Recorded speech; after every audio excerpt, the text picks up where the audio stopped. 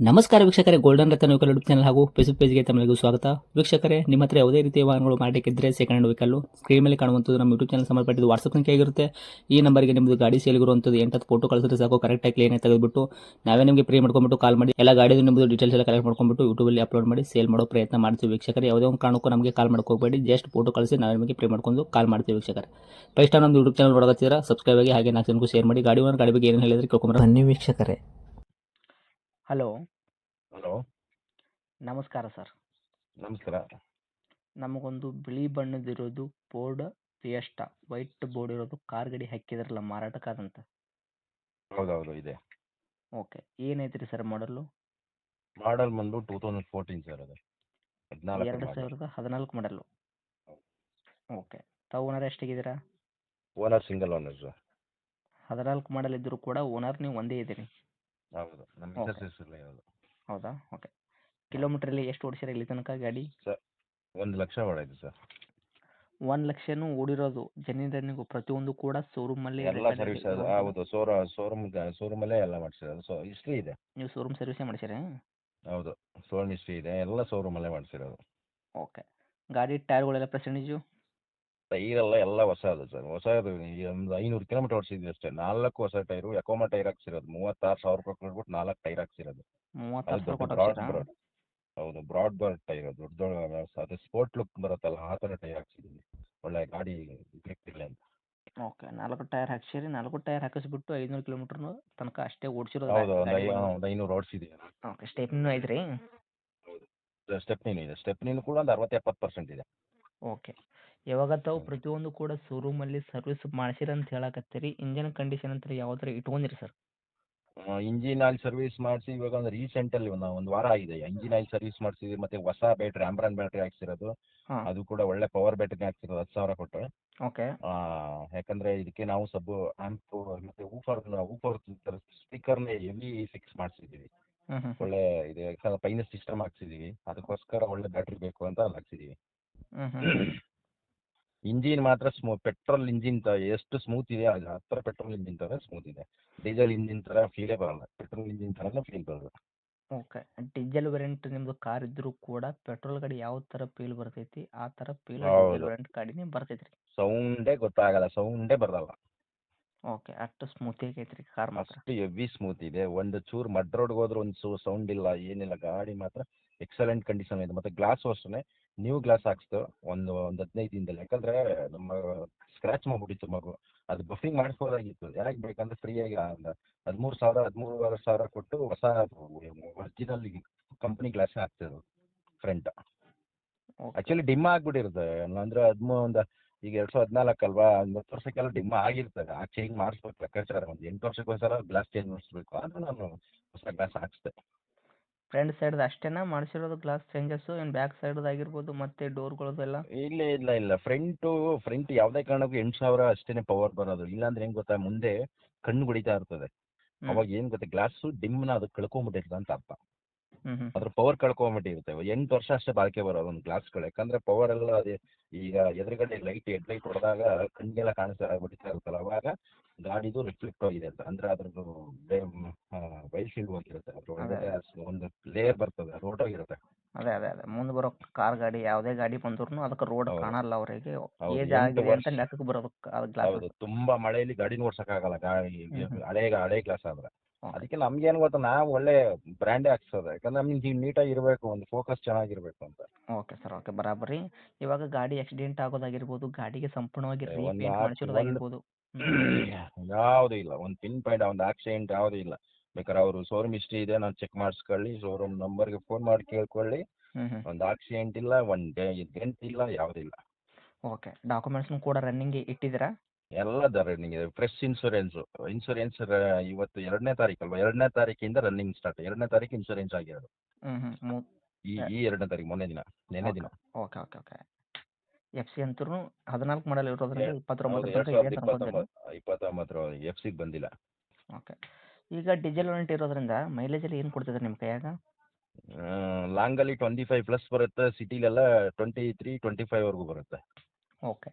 ಈ ಗಾಡಿ ಒಳಗೆ ಇಂಟೀರಿಯರ್ ಎಲ್ಲ ಸ್ಪೆಷಾಲಿಟಿ ಇವಾಗ ಕಂಪ್ನಿ ಫಿಟ್ಟೆಡ್ ಬಂದಿರೋದು ಅಷ್ಟೇ ಅಲ್ಲದೆ ರೀ, ತಮ್ಮ ಕಡೆಯಿಂದ ಏನಾದರೂ ಮತ್ತೆ ಎಕ್ಸ್ಟ್ರಾ ಫಿಟ್ಟೆಡು? ಪೈನರ್ ಸಿಸ್ಟಮ್ ಹಾಕ್ಸಿದ್ದೀನಿ ಸರ್, 80,000 ಕೊಟ್ಟು ಸಿಸ್ಟಮ್ ಮತ್ತು ಸ್ಪೀಕರಿಂದ 80,000 ಕೊಟ್ಟಿದ್ದೀನಿ. ಹ್ಞೂ ಎಲ್ಲ ಹಾಕ್ಸಿರೋದು. ನನಗೆ ಚೆನ್ನಾಗಿರಲಿ ಅಂತ ಒಳ್ಳೊಳ್ಳೆ ಸ್ಪೀಕರ್ ಹಾಕ್ಸಿದ್ದೀನಿ. ಮತ್ತು ಬರೀ ನಿಮಗೆ ಸಿಸ್ಟಮ್ಗೆ ಮ್ಯೂಸಿಕ್ ಸಿಸ್ಟಮ್ಗೆ 80,000 ಹೋಯ್ತಾ? ಪೈನರ್ ಸಿಸ್ಟಮ್ ಕಾಸ್ಟ್ಲಿ ಅದು. ಬರೀ ಸಿಸ್ಟಮೇ ಆಂಡ್ರಾಯ್ಡ್ ಸಿಸ್ಟಮೇ 35,000 ಅದು ಪೈನರು. ಯಾರು ಓಕೆ ಈಗ ಪೈನರ್ ಹಾಕ್ಸಕ್ಕೆ ಹೋಗಲ್ಲ, ಎಲ್ಲ ಅದು ಇದು ಅಂತ ಹಾಕ್ತಾರೆ. ಪೈನರ್ ತುಂಬ ಕಾಸ್ಟ್ಲಿ. ಪೈನರ್ ಸೋನಿ ಇವೆಲ್ಲ ತುಂಬ ಕಾಸ್ಟ್ಲಿ. ಓಕೆ ಸ್ಪೀಕರ್ ಅಷ್ಟೇ ಕಾಸ್ಟ್ಲಿನೇ. ಒಂದೊಂದು ಸ್ಪೀಕರೇ 6,000 7,000 8,000, ಒಂದೊಂದು ಸ್ಪೀಕರ್ಗಳೇ 8,000 ಬೀಳುತ್ತೆ. ನಮ್ಮ ಗಾಡಿಗೆ ಟೋಟಲ್ 6 ಸ್ಪೀಕರ್ ಇದೆ. 6 ಸ್ಪೀಕರ್ ಹಾಕಿದ್ದೀರಾ? ಹೌದು. ಆ್ಯಂಪ್ಗೂ ಕೂಡ ಈ ಜೆ ಬಿ ಎಲ್ ವೂಫರ್ನ ಕನೆಕ್ಷನ್ ನಮ್ಮ ಹತ್ರ ವೂಫರ್ ಇದೆ, ಬಟ್ ಕನೆಕ್ಷನ್ ಕೂಡ ಆರಾಮಾಗಿ ಕೊಡ್ಬೋದು ಅದಕ್ಕೆ ವೂಫರಿಗೆ. ಅದು ಇದರಲ್ಲೇ ಸಬ್ ವೂಫರ್ ಇದೆ, ಅದರಲ್ಲೂ ಸ್ಪೀಕರ್ನೇ ಸಬ್ ವೂಫರ್ ಬರುತ್ತೆ. ಓಕೆ, ಸ್ಪೀಕರ್ಲಿ ಸಬ್ ವೂಫರ್ ಆ್ಯಡ್ ಆಗೈತೆ ರೀ ಅದು? ಹೌದೌದು. ಅದರಲ್ಲಿ ಆ ಥರ ಅದರಲ್ಲಿ ಎಕೋ ಮೋಡ್ ಕೊಟ್ಟಿದ್ದಾನೆ, ಅದರಲ್ಲಿ ಆಪ್ಷನ್ ಕೊಟ್ಟಿದ್ದಾನೆ. Okay okay. ಇವಾಗ ನೋಡ್ರಿ, ಈಗ ಒಂದು ಫ್ಯಾಮಿಲಿ ಯೂಸ್ಗೆ ಕಾರ್ ಗಾಡಿ ಹುಡುಕ್ಯಾಡಕತ್ತಾರಂದ್ರೆ ಒಂದು ಫೋರ್ಡ್ ಫಿಯೆಸ್ಟ ಕಾರೇ ಆಗಿತ್ತು ಅಂದ್ರೆ ವೈಟ್ ಹೌದು. ಬಣ್ಣದ್ದು ವೈಟ್ ಬೋರ್ಡ್ ಇರುವಂಥ ಕಾರ್ ಗಾಡಿ ಆಗಿರುವಂಥದ್ದು ಇದು. ಹೌದು. ಅವರಂತೂ ಹೌದು. ಫ್ಯಾಮಿಲಿಗೆ ಹುಡುಕ್ಯಾಡಕತ್ತಾರ, ಈ ಕಾರ್ ಗಾಡಿ ತೊಗೋಬೋದು, ಏನೂ ತೊಂದರೆ ಇಲ್ಲ ಅವ್ರಿಗೆ, ಮಾಡ್ಸೋಂಥದ್ದು ಏನೂ ತೊಂದರೆ ಇಲ್ಲ. ಯಾಕಂದ್ರೆ ಒಂದು ರೂಪಾಯಿ ಕೆಲಸ ಇಲ್ಲ. ಗಾಡಿ 10 ದಿನ ಬಿಟ್ಟು ಗಾಡಿ ಸ್ಟಾರ್ಟ್ ಮಾಡಿದ್ರು ಒಂದೇ ಸ್ಮೂತಾಗಿ ಸ್ಟಾರ್ಟ್ ಆಗುತ್ತೆ. ಒಳ್ಳೆ ಸಡನ್ ಗಾಡಿ ಇದು. ಓಕೆ ತಾವು ಸ್ಪೇಸ್ ಇದೆ ಒಳಗಡೆ. ಓಕೆ. ಇವಾಗ ಶೀಟ್ ಕ್ವಶನ್ಸ್ ಎಲ್ಲ ಪ್ರತಿಯೊಂದು ಕ್ಲೀನ್ ಆಗಿ ಇರೋದು. ಹೊಸದು ಎಲ್ಲ ಫೋರ್ಡ್ ಕಂಪನಿದೆ ಹಾಕ್ಸಿರೋದು. ಓಕೆ. ಇವಾಗ ಈ ಗಾಡಿಗೆ ತಾವು ರೇಟ್ ಅಂತ ಹೇಳೋದಾದ್ರೆ ಏನು ಕೋಟ್ ಮಾಡ್ತೀರಾ ಪ್ರೈಸು? ಸರ್ ಇವಾಗ ನಾವು 270 ಹೇಳ್ತಾ ಇದ್ದೀವಿ. ಹೆಚ್ಚು ಕಡಿಮೆ ಒಂದು ನಿಮ್ಮ ಕಡೆಯಿಂದ ಬಂದು 255 ಮಾಡಿಕೊಟ್ಬಿಡ್ತೀವಿ ಸರ್. 14 ಮಾಡಲು ಓನರ್ ಸಿಂಗಲ್ ಓನರ್ ಇದ್ದೀರಾ ಗಾಡಿಗೆ? ಹೌದೌದು. ಇವಾಗ ಡಾಕ್ಯುಮೆಂಟ್ಸ್ ಕೂಡ ಪ್ರತಿಯೊಂದು ರನ್ನಿಂಗ್ ಇಟ್ಕೊಂಡಿರಾ? ಹೇಳಕತ್ತಿದ ರೇಟ್ ಕೂಡ 2,70,000 ಆದರೆ ನಮ್ಮ ಕಡೆಯಿಂದ ಬರೋರಿಗೆ ಒಂದು 15,000 ರೂಪಾಯಿ ಡಿಸ್ಕೌಂಟ್ ಮಾಡಿ ಹೌದೌದು. ಅದಕ್ಕಿಂತ ಕಮ್ಮಿ ಇಲ್ಲ. ಯಾಕಂದ್ರೆ ಇನ್ನೊಂದು ಏನಂದ್ರೆ ಅವ್ರಿಗೂ ಕೂಡ RC ಫ್ರೀಯಾಗಿ ಮಾಡ್ಕೊಡ್ತೀವಿ ನಾವು. ಅದೊಂದು ಬೆನಿಫಿಟ್. ಹೌದು, RC ಅವ್ರಿಗೆ ಫ್ರೀಯಾಗಿ ಮಾಡ್ಕೊಡ್ತೀವಿ. RC ಅದೇ ಒಂದು 5,000 6,000 ರೂಪಾಯಿ ಬಿದ್ದುಬಿಡುತ್ತೆ, ಯಾಕಂದ್ರೆ ಓಕೆ ರೀ. CC ಬರ್ತಾ ಇಲ್ಲ ಈಗ. ಹ್ಞೂ ಸರ್, ಅದರಿಂದ ಈಗ ಜಾಸ್ತಿ ನೀವು ತಗೋತಾರೆ. ಸಿಂಗಲ್ ಓನರ್ ಇದ್ದೀರಿ ಅಂತ ಹೇಳ್ತೀರಿ, 14 ಮಾಡಲ್ ಗಾಡಿ ಅದಂತ ಹೇಳಕತ್ತೀರಿ, ಕೊಡಕತ್ತಿದ್ದು ಎದಕ್ಕೆ ರೀ ಗಾಡಿ ಇದು? ಅಂದ್ರೆ ನಾವು 7 ಸೀಟರ್ಗೆ ಒಂದು ದೊಡ್ಡ ಗಾಡಿ ತಗೊಳ್ತಾ ಇದ್ದೀವಿ, ಫ್ಯಾಮಿಲಿ ದೊಡ್ಡದು. ಓಕೆ, ಅದಕ್ಕೋಸ್ಕರ ಇನ್ನೇನಿಗೂ ಅಲ್ಲ. ಅದಕ್ಕೆ ಗಾಡಿ ಯಾವ ಮಾರಕತ್ತೀರಿ? ಉದ್ದೇಶ? ಹೌದು.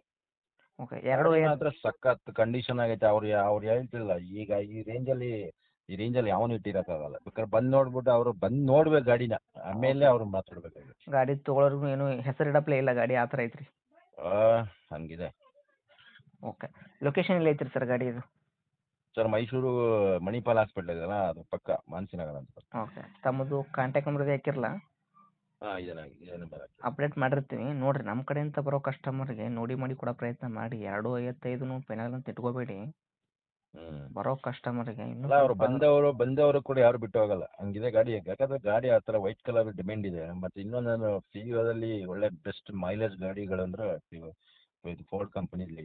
ಆಮೇಲೆ ಹಂಗೆ ಮೇಂಟೆನೆನ್ಸ್ ಹಂಗಿದೆ ಗಾಡಿ. ಇಂಜಿನ್ ಅವ್ರು ನೋಡ್ತಿದ್ದಂಗೆ ಇಂಜಿನ್, ಬಾಡಿ ಮತ್ತೆ ಟೈರು ಎಷ್ಟು ಬೇಕಾಗಿರೋದು ಮನುಷ್ಯ ಗಾಡಿಗೆ, ಏನು ಬೇಡ. ಓಕೆ. ಬಂದವ್ರು ಬಿಟ್ಟು ಹೋಗಿಲ್ಲ ಅಂದ್ರೂ ತೀರಾ ಚಲೋನೇ ಐತೆ ಸರ್ ನಿಮ್ಮದು ಈಗ ನೋಡಿ, ಗಾಡಿ. ಕಾಂಪ್ರಹೆನ್ಸಿವ್ ಇನ್ಶೂರೆನ್ಸ್ ಮಾಡಿಸ್ಕೊಟ್ಟಿದ್ದೀನಿ. ಇನ್ನೇನು ಬೇಕು? Body bumper to bumper insurance ನಾವು ಮಾಡಿಸೋದು. ಈಗ ಆ ಇನ್ಶೂರೆನ್ಸ್ ಮಾಡಿಸಿದ್ದೀವಿ, ಇನ್ನೇನು ಕಟ್ಟಂಗಿಲ್ಲ, 1 ರೂಪಾಯಿ ಯಾವುದು ಖರ್ಚು ಮಾಡೋಂಗಿಲ್ಲ. ಗಾಡಿ ತಗೊಂಡು ಡೀಸೆಲ್ ಹಾಕೋ ಓಡಿಸೋದು ಅಷ್ಟೇ. Okay sir, okay. ಅದು ಕರೆಕ್ಟು. ಇವಾಗ ಬಂದವ್ರು ಬಿಟ್ಟು ಹೋಗಲ್ಲ ಅಂತೀರಲ್ಲ, ನಿಮಗೆ ಇವಾಗ ಇಷ್ಟು 255ಕ್ಕೂ ಅವರು ಫೈನಲ್ ರೇಟ್ ಅಂತೇಳಿ ಕೊಟ್ಬಿಟ್ಟು ಹೋಗಲ್ಲ, ಇನ್ನೂ ಸ್ವಲ್ಪ ಕಡಿಮೆ ಮಾಡೇ ಮಾಡ್ತಾರಲ್ಲ. ಸೊ ಅದಕ್ಕೋಸ್ಕರ ನಮ್ಮ ಕಡೆಯಿಂದ ಬರೋರಿಗೆ ಇಲ್ಲ, ಯಾಕಂದ್ರೆ ಅದಕ್ಕಿಂತ ಕಡಿಮೆ ಯಾಕಂದ್ರೆ ನಾವು ಕಡಿಮೆ ಮಾಡಿಬಿಟ್ಟಿದ್ವಿ ಪಾಪ, ಏನೋ ಒಂದು ಇದು ಅಂತ. ಈಗ ನಾವು ಸೆಕೆಂಡ್ ಶೋರೂಮಲ್ಲಿ ಹೋಗಿ ಕೇಳಿ ಅವ್ರು 3.5 ಲಕ್ಷ ಕಮ್ಮಿ ಕೊಡಲ್ಲ. 3.5 ಲಕ್ಷ ಹೇಳ್ತಾರೆ, 3.30 ಹಂಗೆ ಹೇಳ್ತಾರೆ. ಯಾಕಂದ್ರೆ ಅಲ್ಲಿ ನೋಡಿದ್ರೆ ಎಟಾಬಿಟಿ ಇರ್ತದೆ. ಇಲ್ಲಿ ನಾವು ಯಾಕಂದ್ರೆ ಆ ಥರ ಕಂಡೀಷನ್ ಇದೆ. ನಮಗೆ ಈಗ ರೀಸೆಂಟ್ ಸರ್ವಿಸ್ ಏನು ಮಾಡ್ಸಂಗಿಲ್ಲ ಇವರು. ಆಯಿಲ್ ಸರ್ವಿಸ್ ಈಗ ಮಾಡಿಸಿ 1 ವಾರ ಆಯಿತು, ಇನ್ನೂ 10,000 ಕಿಲೋಮೀಟರ್ ಗಂಟೆ ಮಾಡ್ಸಂಗಿಲ್ಲ ಆಯಿಲ್ ಓಕೆ ಸರ್ವಿಸ್. ಸರ್, ಅದು ಕರೆಕ್ಟು. ಇವಾಗ ನಾ ಏನು ಹೇಳಕತ್ತೀನಿ ಅಂದ್ರೆ ನಿಮಗೆ ಇನ್ನೂ ಸ್ವಲ್ಪ ನೋಡಿ ಮಾಡಿ ಕೊಡೋ ಪ್ರಯತ್ನ ಮಾಡಿ. ಯಾರದೇ ಗಾಡಿ ಮಾರಾಟಕ್ಕಾದಂದ್ರು ಮತ್ತೊಬ್ಬರ ಗಾಡಿ ಕಂಪೇರ್ ಮಾಡಿಬಿಟ್ಟೇ ಹೇಳೋದು, ನಮ್ಮ ಗಾಡಿನೇ ಭಾರಿ ಅನ್ನೋ ಥರನೇ ಹೇಳ್ತಾರೆ ಕಸ್ಟಮರ್. ಓಕೆ, ನೀವು ಭಾರಿನೇ ಇಟ್ಟಿರ, ಅದು ನಾನು ಒಪ್ಕೊತೀನಿ. ಕಸ್ಟಮರ್ ಬಂದಾಗ ಇನ್ನೂ ಸ್ವಲ್ಪ ನೋಡಿ ಮಾಡಿ ಕೊಡೋ ಪ್ರಯತ್ನ ಮಾಡಿ ಅಂತ ನನ್ನ ಕಡೆಯಿಂದ ನಿಮಗೆ ಆಯ್ತು, ನೋಡೋಣ. ನೋಡೋಣ. ಬಟ್ ಏನಂತಂದ್ರೆ ಅದಕ್ಕೆ ನಾವು, ಯಾಕಂದ್ರೆ ನಮಗೆ ಹೊರ್ತು ನಾವನ್ನ ಹೇಳ್ತಾ ಇರೋದು, ಯಾಕಂದ್ರೆ ನಾವು ಗಾಡಿಗೆ ಆ ಥರ ಇಟ್ಕೊಂಡಿರೋದಕ್ಕೆ ನಮ್ಗೆ ಆ ಈಗ. ಬಟ್ ಈಗ ಏನು ಗೊತ್ತಾ, ಸಿಂಪಲ್ ಗಾಡಿನೇ 2.5 ಲಕ್ಷ ಕೊಡ್ತಾರೆ ಇತ್ತು. ಏನು ಸುಮಾರಾಗಿ ಟೈರ್ 2.5 ಲಕ್ಷಕ್ಕೆ ಮಾರ್ತಾರೆ. ಈಗ ನಾನು ಎಲ್ಲ ಇದ್ರೂ ಕೂಡ ಅಷ್ಟಕ್ಕೆ ಮಾರ್ತಾ ಇದ್ದೀನಿ ಅಂದರೆ ಒಂದು ಯಾರಾದ್ರೂ ಅಷ್ಟೇ ನಮ್ಮ ಹೆಸರು ಹೇಳ್ಕೊಂಡು ಚೆನ್ನಾಗಿರ್ಲಿ ಅಂತ ಏನೋ ಒಂದು ಖುಷಿಯಾಗಿ ಚೆನ್ನಾಗಿ ಓಡಿಸ್ಲಿ ಅಂತ ಗಾಡಿ ಮಾತ್ರ ಆ ಥರ ನಂಬರ್ 1 ಕ್ಲಾಸ್ ಕಂಡೀಷನ್ ಐತೆ. ಓಕೆ, ತಮ್ಮದು ಕಾಂಟ್ಯಾಕ್ಟ್ ನಂಬರ್ ಹಾಕಿರಲ್ಲ ಈಗ. Okay okay. ಓಕೆ, ಅಪ್ಡೇಟ್ ಮಾಡಿರ್ತೀವಿ. ಆದಷ್ಟು ನೋಡಿ ಮಾಡಿ ಇದು ಮಾಡಿ. ಯಾಕಂದ್ರೆ ಎಲ್ಲ ಥರ ಫೀಚರ್ಸ್ ಇದೆ, ABS ಇದೆ, ಎಲ್ಲ ಇದೆ, ಎಲ್ಲ ಥರ ಫೀಚರ್ಸ್ ಇರ್ಬೇಕಾದ್ರೆ ಆರಾಮಾಗಿ ಒಳ್ಳೆ ಬೆಟರ್ ಗಾಡಿ ಓಡಿಸ್ಬೋದು. ಫ್ಯಾಮಿಲಿಗಂತೂ ಒಳ್ಳೆ ಯೂಸ್. Okay sir, okay. ನಿಮ್ಮ ಕಾರು ತೊಗೊಳ್ಳೋಂಥ ಕಸ್ಟಮರು ಬಂದವರಿಗೆ ನೋಡಿ ಮಾಡಿ ಮಾರಾಟ ಮಾಡಿ. Okay, thank you.